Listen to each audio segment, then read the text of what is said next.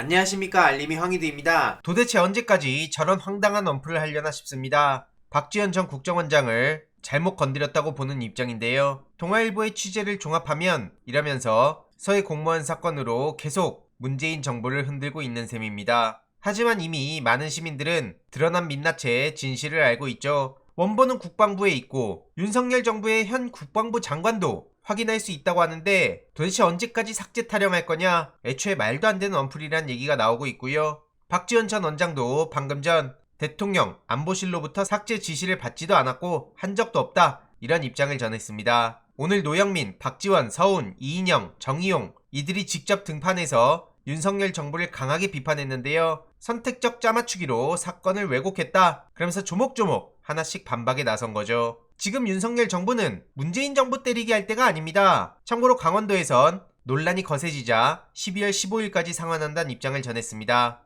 정광열 강원도 경제부지사가 오늘 브리핑을 열어 12월 15일까지 보증채무 전액을 상환한다고 입장을 전했는데요. 앞서서 김진태 지사는 23년 1월 29일까지 이행하겠다고 했었지만 후폭풍이 어마어마해지자 시간을 땡긴 겁니다. 하지만 이제 와서 시간을 땡긴다고 한들 잃어버린 신뢰를 하루아침에 회복할 수 있을까요? 지난 영상에서도 말씀드렸듯이 정광열 강원도 경제부지사는 삼성전자 부사장 출신이고요. 김진태 지사는 서울대 법학과의 검사 출신입니다. 저들의 무능, 뻔뻔, 무책임 이런 모습들이 만천하에 탈로 났지만 그래도 여전히 엘리트를 무조건적으로 신뢰하는 분들이 계실 것 같아 다시 말씀드리는 거고요. 엘리트가 다 잘못됐다고 볼 순 없지만 이런 식으로 무책임하게 폭탄 던지고 베트남이 나가는 김진태 지사 같은 사람은 앞으로 다시는 정치활동 못하도록 막아야 된다고 생각합니다. 대한민국에 진짜 말 그대로 폭탄을 던져놓고 지금 저기서 저러고 있을 때냐고요. 논란이 엄청나게 거세지니 일정을 하루 앞당겨서 오늘 귀국한다고 하는데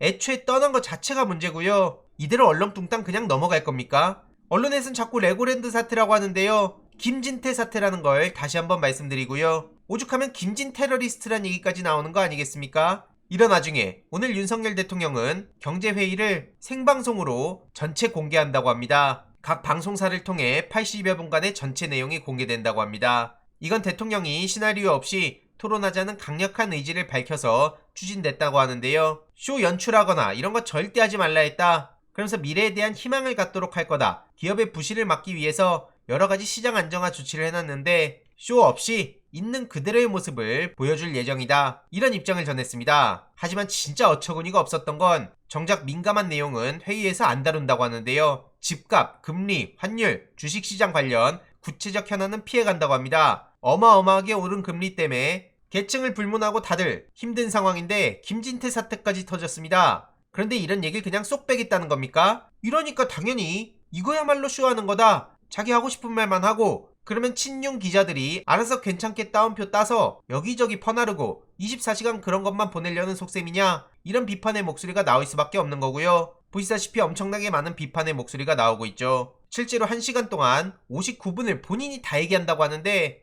이번 80분 생방에선 열심히 듣는 척이라도 하지 않을까, 이런 생각도 듭니다. 그래서 이와 관련해서도 소식 추가적으로 전해드릴 예정이고요. 최근 경찰력 낭비 논란에 경찰에선 관련 자료를 비공개로 전환했다고 합니다. 대통령실과 관저 등에 배치된 경찰 경비 인력 자료를 최근 비공개로 돌렸단 거고요. 경비 인력 규모에 대한 논란이 나오니 오히려 이걸 비공개로 돌린 겁니다. 국가 안보 타령하고 있고요. 청와대보다 경찰 경비가 GR을 포함해 총 4중대가 늘어났다, 그래서 많은 비판이 나왔는데 이 또한 인력 낭비, 혈세 낭비 이런 지적들이 나왔었죠. 쓸데없이 대통령실을 누구의 동의도 구하지 않고 멋대로 옮겨서 이런 사태가 벌어진 거 아닙니까? 한남동 공관 이전과 관련한 경비 인력 자료 요구에 대해선 경찰은 보안상 이유 타령을 하고 있습니다. 현 정부가 들어선 후 뭐만 하면 국가안보, 보안상 이유 이런 얘기를 앞세우면서 중요한 문제는 피하고 문재인 정부 비난할 땐 또 그런 보안이 왜 안 지켜지는지 모르겠습니다. 그리고 최근엔 윤석열 대통령은 과거 탄소 감축 목표가 과학적인 근거가 없었다, 이런 얘기를 하기도 했네요. 문재인 정부 당시 2030년까지 국가 온실가스 배출량을 18년 대비 40% 이상 감축하겠다고 발표한 바 있지 않습니까? 그런데 이거에 대해서 과학적 근거도 없고 산업계 여론 수렴도 안 하고 로드맵도 정하지 않고 발표한 거다, 이렇게 맹 비난을 퍼부은 거죠. 윤석열 대통령은 저렇게 비난해놓고 또 탄소 중립은 거스를 수 없는 세계적 흐름이란 거엔 공감한다고 합니다. 자기가 무슨 말을 하고 있는 건진 알고 있을까요? 인류 전체가 가장 관심을 두는 화두가 됐다는데 아는 사람이